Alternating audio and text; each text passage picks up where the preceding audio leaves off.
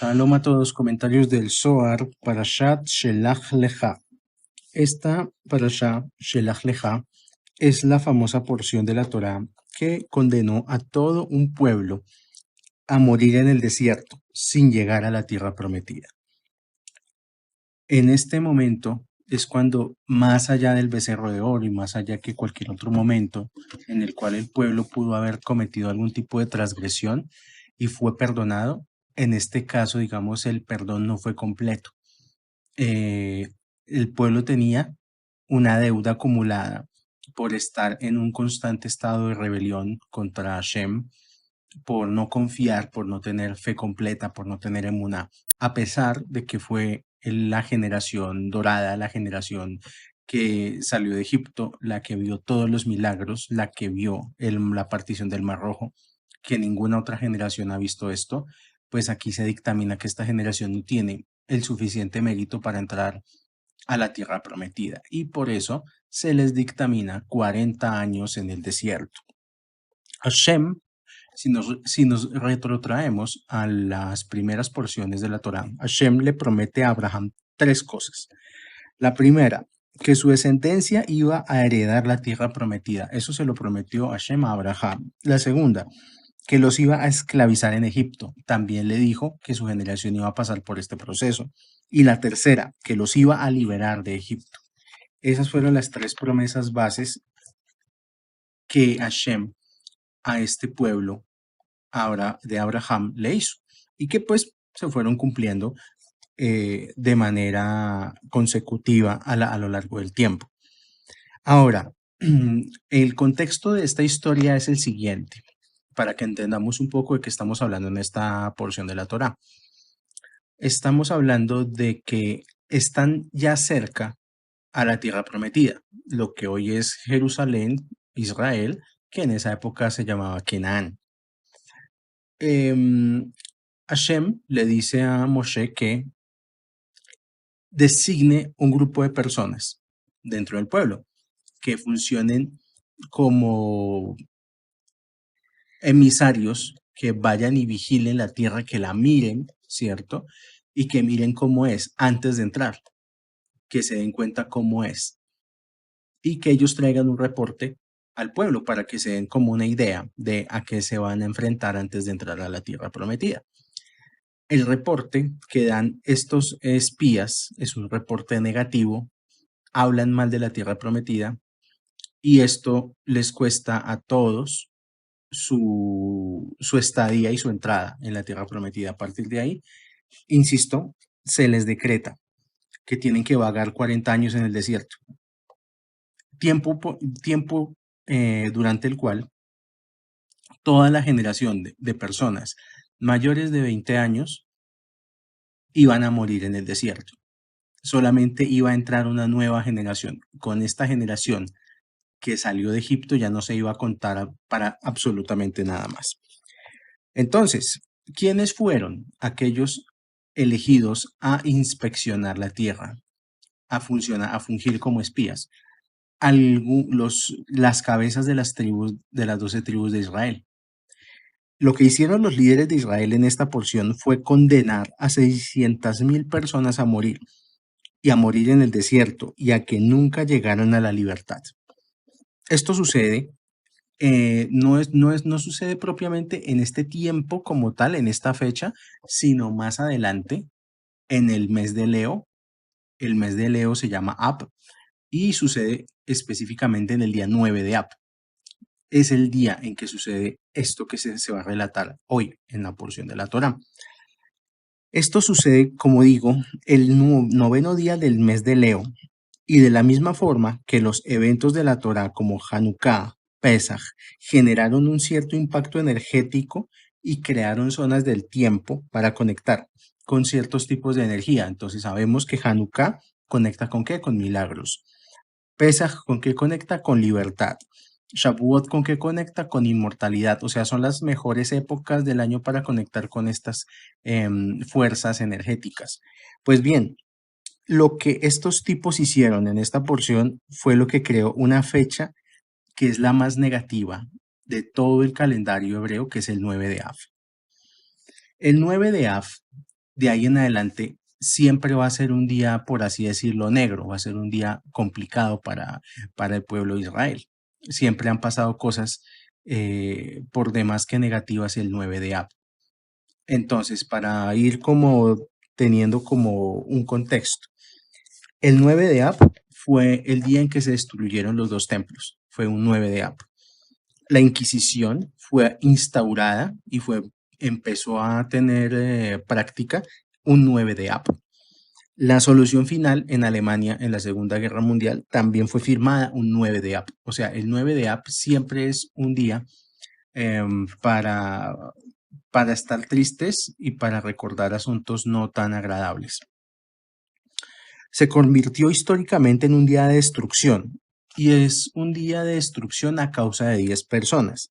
Ahora, ¿por qué 10 personas? Porque de de los 12 líderes, 10 de los 12 líderes hablaron mal de la tierra de Israel. Dos nomás hablaron bien y dieron un buen reporte.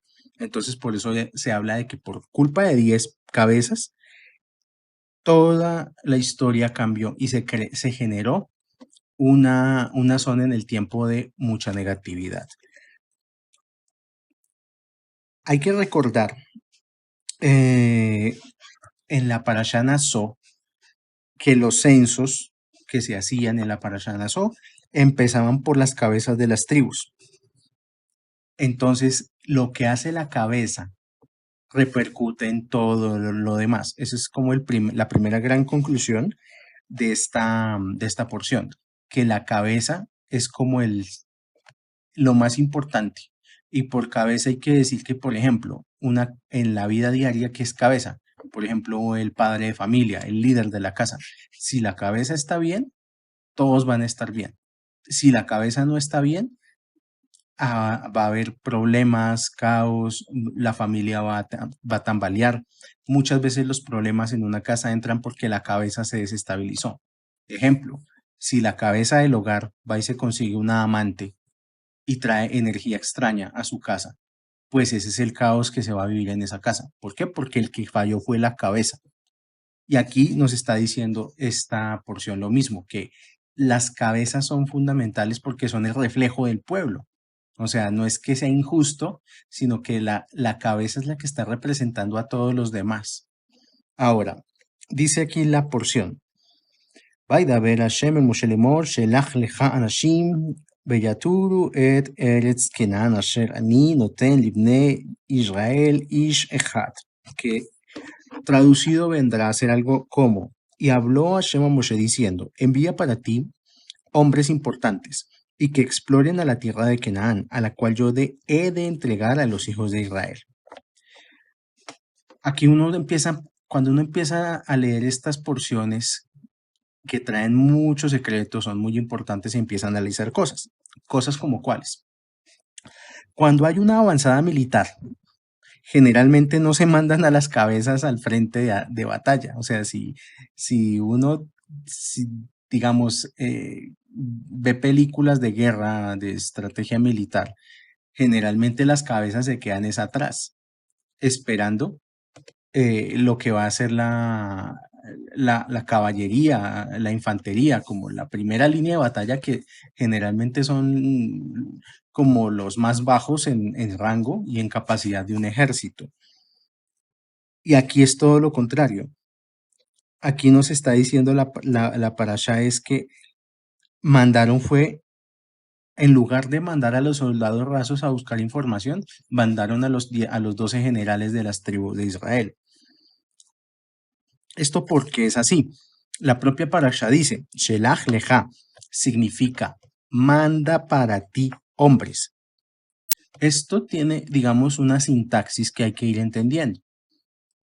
No los mandó como espías, aunque se convirtieron en espías.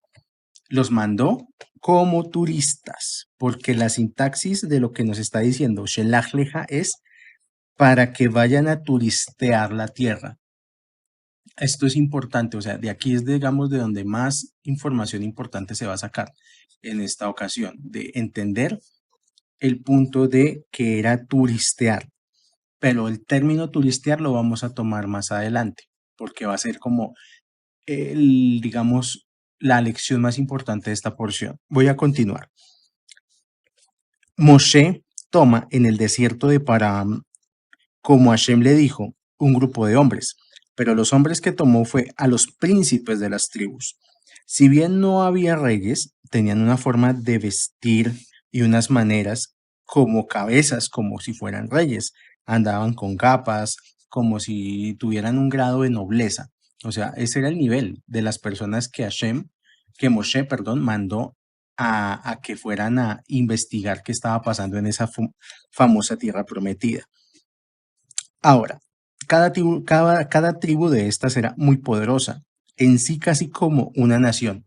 O sea, era el pueblo que estaba vagando en el desierto, era como si fueran 12 países, básicamente, nos dice aquí el Zohar. Ahora, ¿qué era lo que tenían que observar? ¿De qué naturaleza era la tierra? O sea, lo que tenían que analizar era la naturaleza de la tierra que se les había prometido desde la época de Abraham. Pero entonces, aquí es donde Moshe empieza como de alguna manera a hacerles preguntas de manera capciosa.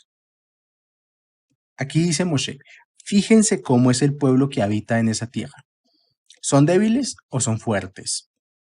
¿Son muchos o son pocos? ¿Son ciudades abiertas o son ciudades fortificadas? Pues aquí, hasta aquí, uno no, digamos, bueno, es normal. Pero entonces aquí viene esa que todo lo que le pregunta está en forma de dualidad comparativa. O sea, le está preguntando ¿esto es así o es así? ¿Es bueno o es malo? ¿La gente es fuerte o la gente es débil? Y hay una única pregunta que es medio rara y está en singular. Y la pregunta es, miren si hay árbol plantado en la tierra. Ni siquiera dice árboles, dice árbol. Miren si hay árbol plantado en la tierra. En el camino de ir a ver la tierra, Caleb, que era uno de las 12 cabezas, se desvió y fue a Hebrón a visitar la tumba de los patriarcas. Y otra de las cabezas, Joshua ben Nun, fue con Moshe y le dijo a Moshe, bendíceme, que pueda ver lo que Hashem quiere que vea. Entonces, de los 12 que van, a excepción de Caleb y Joshua, los otros 10 vuelven hablando mal de esa tierra. Moshe les pregunta por la tierra y ellos dicen algo así, pues estoy parafraseando, no es literal. Dice, la tierra es espectacular, eso sí, seguro nos van a matar cuando vean que llegamos. Las ciudades son fortificadas y los habitantes son gigantes. Aquí la Torá nos está revelando que sí existieron razas caídas en el mundo y porque los gigantes de los que habla aquí y sobre todo uno lo devela estudiando Midrash es que los gigantes eran descomunales porque eran Nefilim, era una de las razas caídas la que habitaba en esa tierra, ¿sí?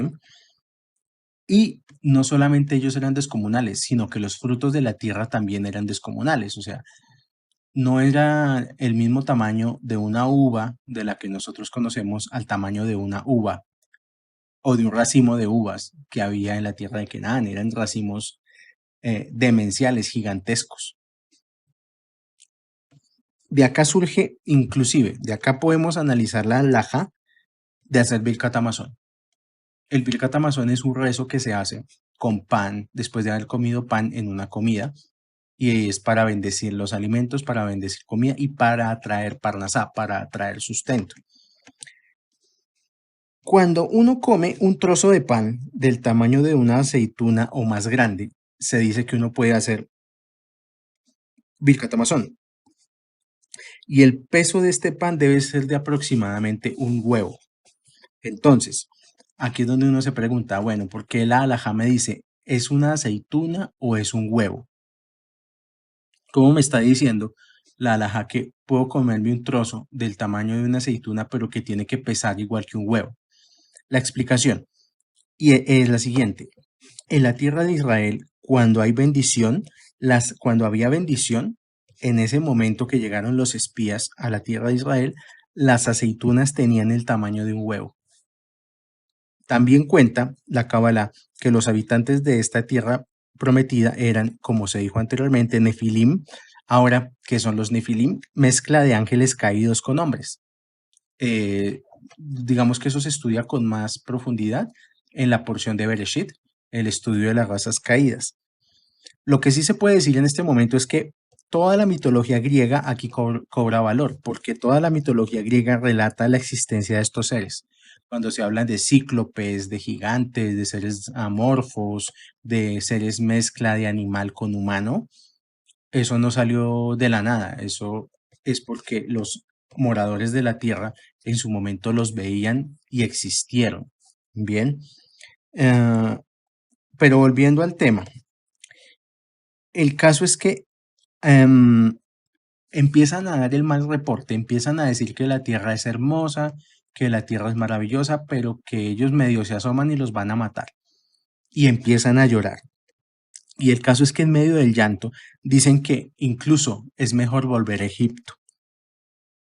Eso dijeron los 10 espías, pero los otros dos, Joshua y Caleb, ellos se rasgaron las vestiduras al ver lo que los otros decían, porque ellos solo vieron que la tierra era buena. O sea, ellos fueron los únicos que pudieron ver con claridad que la tierra era buena. La cosa es que Hashem está escuchando esta discusión y dice, en el momento en que se están quejando de la tierra sin haber entrado, el Mishkan se empieza a iluminar y la voz de Hashem surge y dice, ¿hasta cuándo vamos a lidiar con esta comunidad? De acá aprendemos o sea, de acá que aprendemos el concepto de Minyan. O sea, como la transgresión la cometieron 10 hombres, las reparaciones más importantes, que son el Kadish y ciertos tipos de rezos importantes, solo se pueden hacer con 10 personas, con 10 hombres. Y de hecho, de aquí aprendemos también que donde hay 10 hombres, eso se le considera que hay comunidad o que es una comunidad. Ahora, Hashem concluye que es preferible que mueran todos y que solo los menores de 20 años pudieran entrar a la tierra de Israel. Y Hashem tiene en cuenta que los que hablaron más de la tierra prometida son los líderes, no fue cualquier persona.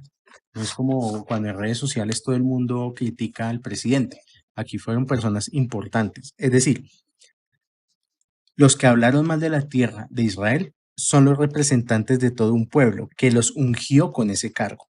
Por lo tanto, y eso está establecido así, un líder es la representación por afinidad de forma de un pueblo. Cuando un pueblo se queja de sus líderes, lo único que hace es quejarse de sí mismo, es ver porque se está viendo al espejo. Los políticos, por ejemplo, si traemos esto a la vida cotidiana, ¿de dónde salieron los políticos? No salieron de la nada, o sea, no vinieron en un platillo volador a robarse los recursos de este país. Son gente de este país, son gente de los países donde la gente vive. O sea, no surgieron de la nada los políticos. Entonces, ¿a quién está representando? Pues a ese tipo de gente, al tipo de gente que los puso en el poder o que por afinidad de forma merece ese tipo de gobernantes. Un pueblo que es disciplinado, organizado, que industrioso, juicioso, pues la verdad nunca le va a llegar un gobernante caótico, un gobernante aprovechado. Eso solamente le sucede como a personas que son también igual de corruptas que el político que eligen. Entonces, criticar a un político es como criticarse a uno mismo. Pero continúa esto diciendo que al darse cuenta del error cometido, cuando ya ven la sentencia, cuando ya ven que Hashem si se puede decir así, Hasbe Shalom, pero pues es un ejemplo, cuando ven que Hashem se enoja y los condena a pasar 40 años vagando en el desierto, los líderes van a la montaña a rogar a Hashem perdón. Y no solo no los perdona, sino que por cada día que fueron a ver la tierra, van a estar un año en el desierto. O sea, el tiempo que duraron los espías espiando la tierra de Israel fue 40 días. Entonces, por cada día que estuvieron espiando la tierra, eso se convirtió en un año completo en el desierto. 40 años también son los 4 mundos, esto ya es un secreto cabalístico, son los 4 mundos con sus sefirot internas. O sea, estamos hablando de Atzilut, de Briah, de Yetzirah y de Asiyah. Hay que recordar que en alguna clase anterior o en algún comentario anterior del Zohar, el proceso en el tiempo para precipitar algo al mundo es de 40 días. O sea, el número 40 tiene aquí algo bastante importante, bastante relevante. En algún comentario del Zohar se dijo que si una persona tiene una petición, la puede hacer y va a recibir respuesta en 40 días. Aquí nos está diciendo que por 40 días que pasaron ellos inspeccionando la tierra, ahora les corresponden 40 años en el desierto. Antes de que un decreto negativo llegue al mundo, es avisado con 40 días de anticipación también. Y eso ya es un tema, digamos, ya para grandes sabios, grandes jajam, grandes cabalistas, que ellos tienen la oportunidad de que por medio de los sueños se les revele alguna cosa que va a llegar al pueblo, algún problema, alguna tribulación, ¿sí? Lo que quiere decir es que nada ocurre de golpe y todo es anunciado. Y de todos los mayores de edad, los únicos que van a entrar a la tierra prometida son Caleb y Yehoshua, los dos únicos que dieron un buen reporte de la tierra. Ellos son los dos únicos que son al final admitidos para entrar a ver la tierra prometida. Y además, por elegir ir a llorar un 9 de Ab, de ahí en adelante todos los 9 de Ab van a llorar. Entonces, de aquí se sabe que una persona que guarda Torah fielmente en los 9 de Ab tiene que buscar cómo llorar. O sea, es un día para llorar. No sé, acordarse de algo triste, ver la lista de Schindler, algo que a la persona la conmueva hasta el llanto, eso se debe hacer un 9 de Ab para evitar llorar el resto de los días del año. Una de las explicaciones por las cuales fueron a dar un mal reporte de la tierra fue porque estos 10 se reunieron y conspiraron contra la tierra. Entonces, ¿qué quiere decir esto? ¿Qué quiere decir conspirar? Bueno, estos 10 tipos hay que entender que eran la reencarnación de los 10 hermanos de Yosef. En un pasaje pasado, en un capítulo anterior de comentarios del Zohar, se dijo que Yosef ya había visto lo que ellos, sus hermanos, iban a hacer. Y por eso les dijo, y los dijo literalmente, ustedes son espías. Eso fue cuando Yosef, ya siendo el hombre más importante de Egipto, se reencuentra con sus hermanos. Y él empieza a ver el nivel de causa y efecto que hay entre ellos. Y lo primero que les dice es, ustedes son espías. ¿Por qué? Porque él necesitaba que sus hermanos rectificaran antes de que pasara lo que va a pasar en este capítulo de la Torá.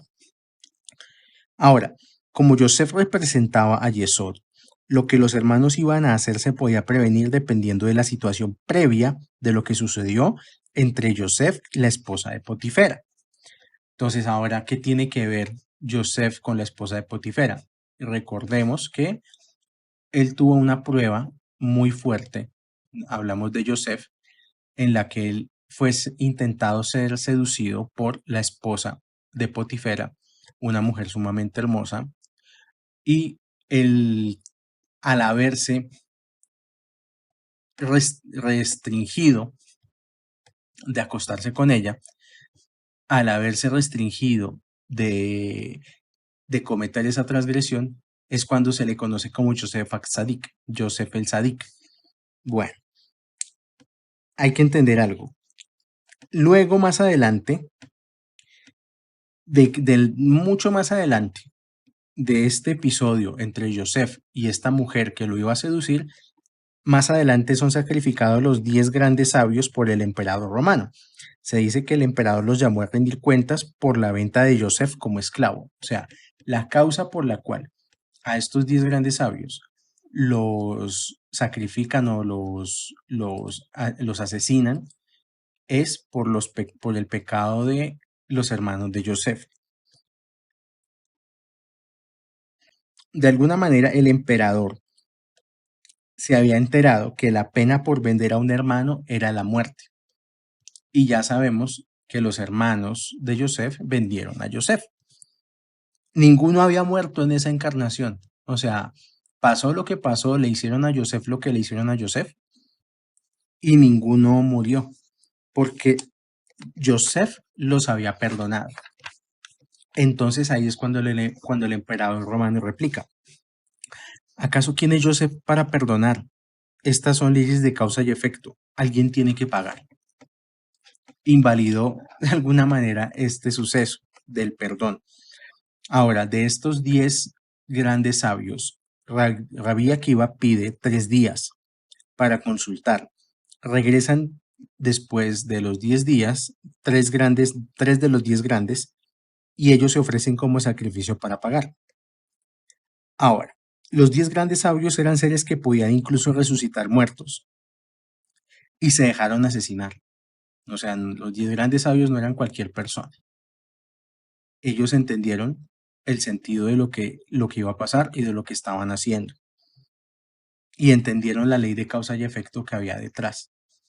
Y por eso, pues de alguna manera no se opusieron. Entonces, ¿esto qué quiere decir? Tratando de conectar a los 10 espías con los hermanos de Joseph y con los grandes sabios. El perdón que ofreció Joseph no fue suficiente porque en última instancia Joseph estuvo a punto de estar con la esposa de Potifera. O sea, él estuvo a punto de cometer ese adulterio. Lo que pasó fue que lo que nos relata los sabios de la Cábala es que Joseph en cierto punto, él ve el rostro de su padre y se acuerda, vuelve en sí, o sea, vuelve en sí de su deseo carnal y lo que hace es tomar los 10 dedos de su mano y con ellos golpea fuertemente el suelo. Y de estos 10 dedos sale de cada dedo una gótica de semen. O sea, salieron 10 gotas de semen de los dedos de Joseph. Y con eso se cortó la transferencia de energía que iba a haber dentro del cuerpo de la esposa de Potifera. Por estas 10 gotas, los 10 grandes sabios tuvieron que morir. Cuando Joseph los quería obligar a confesar lo que hicieron, era para cortar con este ticún de los espías, de lo que estamos relatando en esta porción. Sin embargo, Joseph no se aguanta y antes de que ellos confiesen, él se desenmascara y les confiesa, yo soy Joseph, yo soy su hermano.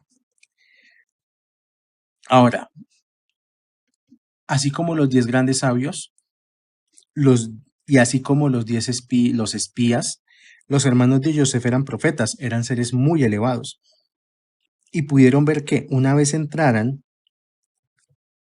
en una vida futura a la tierra de Israel, iban a perder su estatus y su posición. ¿Qué quiere decir esto? Volviendo un poco al momento presente de esta porción, ya no hablando tanto de los hermanos de Joseph. Los espías, que eran los príncipes de las tribus de Israel, se dieron cuenta de un fenómeno y es que en el momento en que entraran a esa tierra, iba a haber un solo rey y que se tendrían que ir a vivir a donde les fuera asignado. Y como mucho, iban a ser intendentes del pueblo que les tocara, pero nunca más iban a ser príncipes. O sea, las cabezas de Israel se iban a dar cuenta que una vez entraran a la tierra de Israel, se les acababan los privilegios de clase, se les acababa su estatus. Entonces empezaron a ver que para ellos no les iba tan mal el desierto. O sea, en el desierto podían ser grandes entre los grandes y no ser uno más del montón. Hay que entender que a los príncipes tenían servidumbre, la gente les servía y las nubes, en el fondo ellos podían estar muy en el desierto y todo lo que uno quiera, pero tenían 7 nubes que los cubrían del calor y tenían una columna de fuego que los cubría del frío, los protegía del frío. O sea, no les iba mal en el desierto, para nada. Ellos pensaron, decimos que la tierra es buena y ya no nos van a chupar las medias. O sea, pues es una forma de decirlo. No fue literal, pero es como ese fenómeno de que ellos querían ser tuertos en reino de ciegos. De eso se trataba el plan que ellos tenían. Y por haber tomado una decisión egoísta, murieron sin entrar a la tierra de Israel. Volvemos al punto que hubo dos de ellos que no hablaron mal de la tierra, Caleb y Yehoshua. Ahora, Caleb y Yehoshua vieron que era una prueba y era una prueba muy difícil. Dice Lari que una vez llegaron de turistear la tierra prometida, jamás volvieron a ser llamados príncipes. De ahí en adelante fueron conocidos como espías. Los 10 hermanos de Yosef, esas almas de esos 10 hermanos de Yosef, en el momento en que los 10 espías fueron a inspeccionar la tierra de Israel, tuvieron un proceso de reencarnación que se llama Ibur. ¿Qué es un Ibur? Es un proceso de reencarnación temporal. Entonces, no es lo mismo un alma que reencarna desde cero, si tiene que pasar infancia, adolescencia, vida adulta, todo este tema, a un alma muy elevada que a la hora de la verdad no necesita todo un ciclo de vida para hacer su corrección, que es suficiente con que tome un cuerpo por por un cierto periodo de tiempo. En el momento en que ellos van a espiar a la Tierra, entra ese proceso de Ibur y encarnan para estar presentes en esa situación. Ahora, hay que aclarar algo, no es lo mismo una posesión a un Ibur, porque puede haber personas que confundan un poco este término, que piensen que fue que hubo una posesión espiritual. No, una posesión es un espíritu que necesita un cuerpo con fines egoístas. ¿Qué es lo que le pasa, por ejemplo, a las personas que se las dan de chistosas y juegan con la tabla Ouija o van a sesiones de espiritismo y resultan con espíritus extraños y toman los cuerpos de las personas que asisten a estas ceremonias y los toman es porque necesitan un cuerpo para terminar de corregir lo que les hizo falta corregir en vida. Ya se ha dicho en otras clases que tener un cuerpo en el mundo físico es un mérito enorme, o sea, es algo invaluable. Un ibur, por el contrario, es una inyección del alma de algo muy elevado o de alguien muy elevado, y ya no vale la pena volver a pasar todo el proceso de una reencarnación. Desciende solo para ayudar a una persona a hacer algo positivo y puede que se quede o puede que se vaya. Muchas veces se va. Como son almas casi perfectas, no pueden quedarse en una persona si la persona hace algo egoísta. De hecho, esta explicación es muy buena porque aquí el Ari explica que esto le pasa a las personas todo el tiempo. ¿Cómo así todo el tiempo? Todos los niveles de alma que una persona adquiere los pierde cada vez que hace algo negativo o cada vez que se enfurece. Una persona inmediatamente se enfurece, pierde los niveles de alma que adquirió. Los niveles de Ruach no pueden permanecer en personas que están a punto de hacer algo animal. Y el enojo y la ira son estados netamente animales, no son estados humanos. De hecho, hay una historia en la que Rabbi Haim Vital olvidaba todo lo que el Ari le enseñaba. Rabbi Haim Vital tenía serios problemas de temperamento y gritaba, y ahí olvidaba todo lo que aprendía.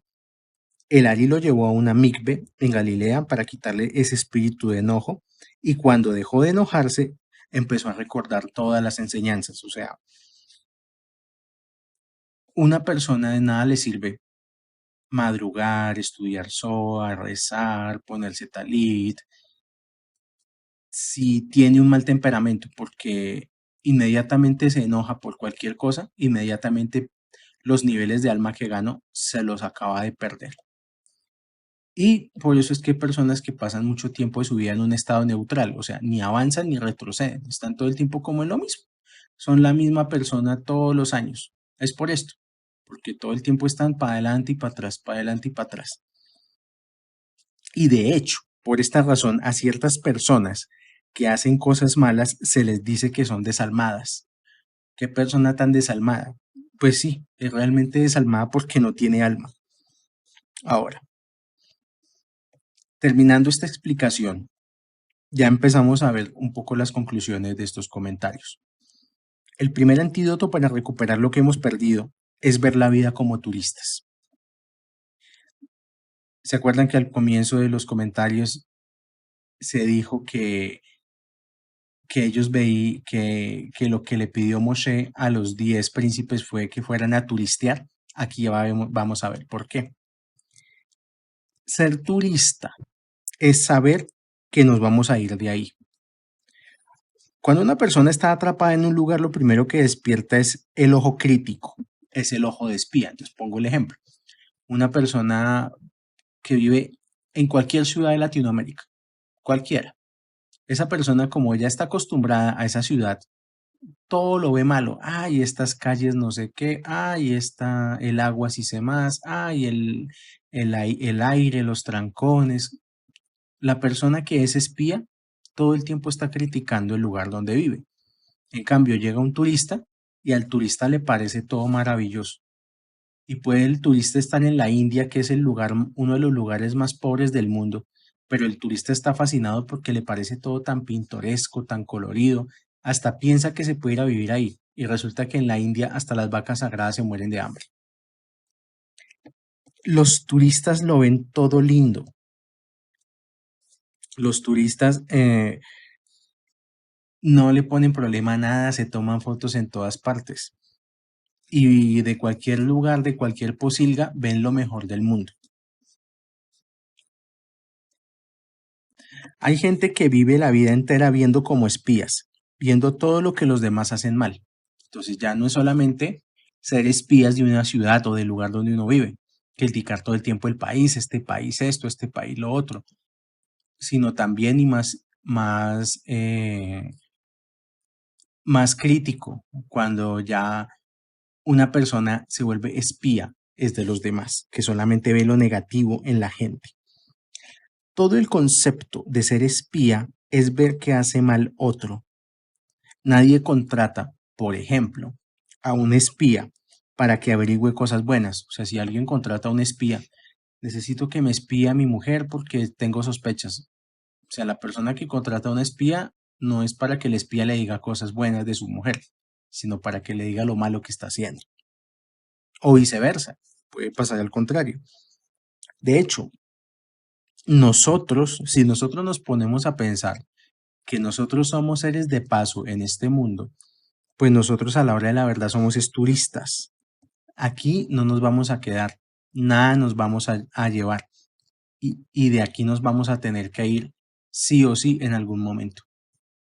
Entonces, ese pensamiento de que somos personas de paso sería muy bueno para empezar a cultivar la conciencia de no ser espías.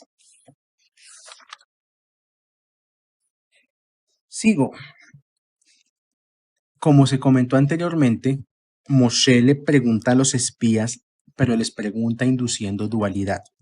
¿Hay abundancia o hay escasez? ¿Son débiles o son fuertes?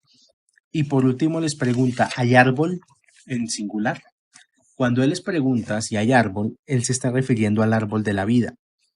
O sea, que si ellos veían el árbol de la vida, la esencia del árbol de la vida en esa tierra. De hecho, esa fue la pregunta que dictaminó si Moshe iba o no a entrar con ellos a la tierra prometida. Todos sabemos ya que Moshe no entró a la tierra prometida. ¿Y por qué no entró a la tierra prometida?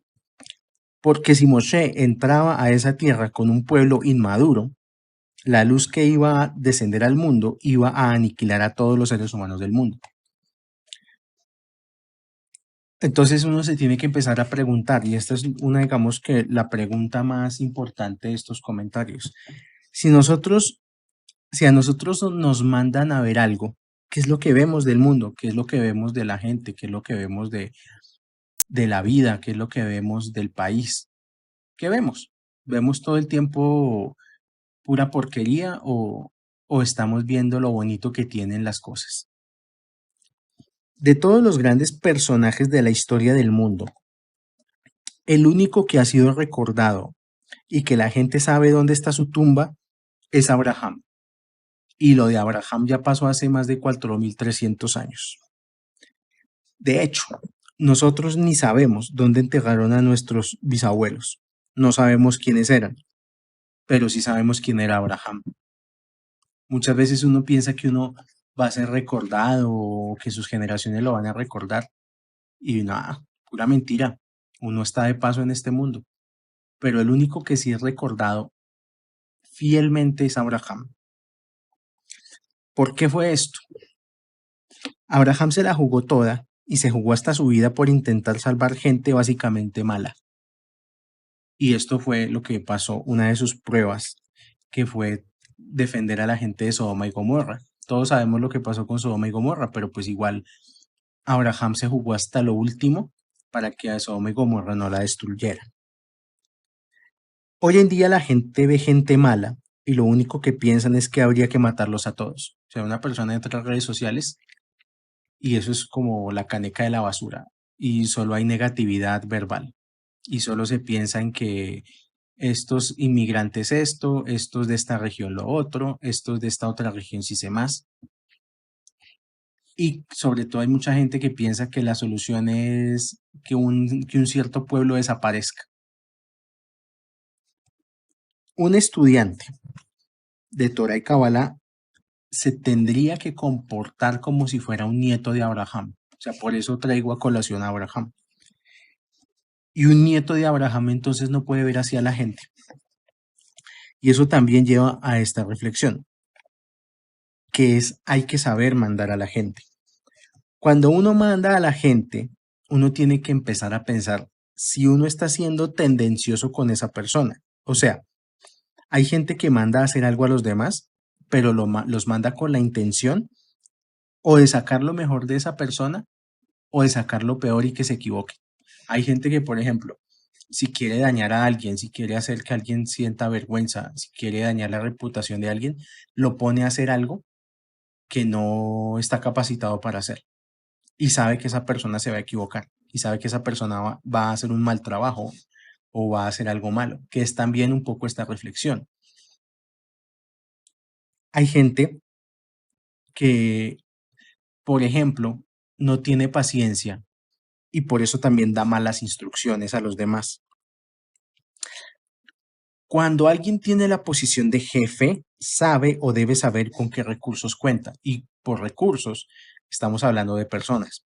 Yo sé de como jefe una persona, o por ejemplo, en el caso de una familia, un padre de familia, una madre de familia sabe cuál de sus hijos es el más apto para matemáticas y cuál es el que es más lento para matemáticas, pues cuál es el más activo físicamente, cuál es el más inteligente con las cosas de la calle, con las diligencias. Y a cada hijo le coloca la tarea más apta para lo que puede hacer.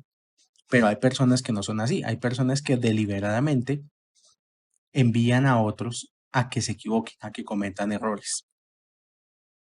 Entonces, un líder malintencionado puede mandar a personas a que fallen. Un líder bien intencionado saca lo mejor de todas las personas, porque al final el creador sí sabe con qué intención uno interactúa con los demás. Para terminar, y volviendo a retomar el concepto de árbol de la vida, el árbol de la vida que ellos no fueron capaces de ver en la tierra prometida, se supone que la tierra prometida era el lugar con mayor luz del mundo y lo sigue siendo, de hecho. Cuando hablamos de luz, la luz tiene dos tipos de comportamiento en la física. La luz se puede comportar como partícula y también se puede comportar como onda. Y esto es algo que ni siquiera hoy en día los científicos explican por qué es así, porque la luz puede tener dos propiedades simultáneamente, porque al mismo tiempo puede ser partícula y al mismo tiempo puede ser onda. Es partícula según los experimentos de la física cuántica, de cómo se comportan las partículas según el observador. Entonces, está el típico experimento de la rendija, un disparador de partículas de luz lanza partículas de luz y estas partículas de luz pasan por unas celdas, por unos huequitos. Cuando no hay nadie que esté observando, los huequitos pasan por las rendijas y al otro lado dejan un patrón caótico. No forman nada ordenado, forman algo caótico. Cuando alguien está observando las partículas de luz que están pasando por las rendijas, estas partículas empiezan a tomar un patrón de orden y se empiezan a formar en filas. Lo que quiere decir esto es que el observador es el que modifica la realidad. Y esto tiene completamente conexión con esta parashá, porque nos está hablando que el observador afecta a lo observado. Una persona que tiene una buena capacidad de observación o un buen ojo para las cosas, solamente va a ver el bien en todas partes. Y una persona que tiene mala observación de las cosas, lo único que va a ver es maldad por todas partes. El túnel de realidad cada persona lo configura de acuerdo a cómo ve el mundo y a cómo ve las cosas. Una persona pesimista no puede pensar que a punta de pesimismo va a tener cosas buenas.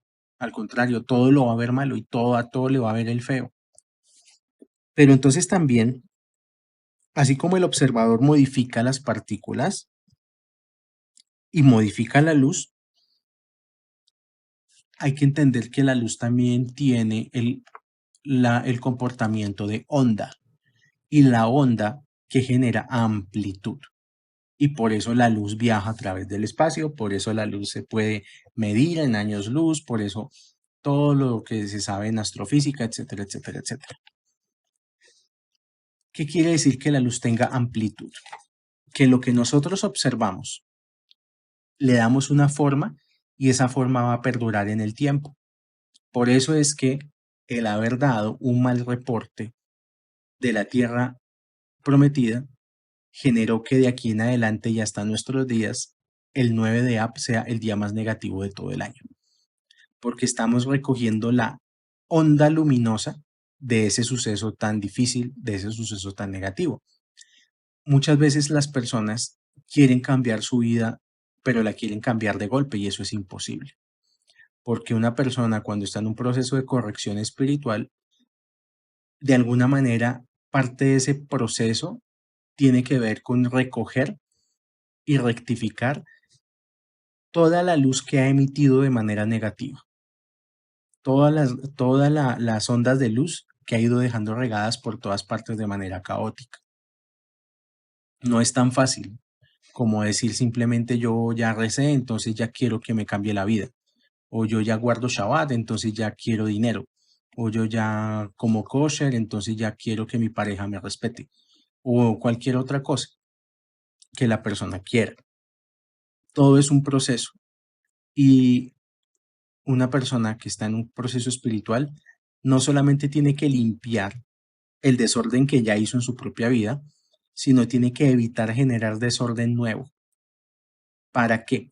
Para que año tras año, en un proceso continuo de elevación espiritual, la persona empiece realmente a manifestar de manera consciente lo que hay lo positivo que hay en su mente, no solamente manifestar lo negativo. Es un proceso arduo. Esto no es como las religiones en las cuales se, se cumple solamente con llevar el diezmo y darse 3 golpes de pecho, pegarse una lloradita y ya, no pasa nada.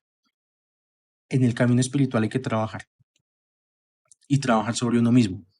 Y el trabajo que pide el Zohar esta semana es que dejemos de ser como los espías y empecemos a ser como turistas. Empecemos a ver todo con ojos buenos para que la vida sea buena. Que Hashem nos dé a todos buen ojo, buena capacidad para ver la luz que hay en todo, para que veamos el árbol de la vida en todos los escenarios de nuestra vida. Que nos dé Parnasá, Aslajá, Rifoshelema, Shalom Bait, con el permiso de Hashem. Si es así, si él así lo quiere, nos escuchamos en un próximo comentario del Zohar. Shalom.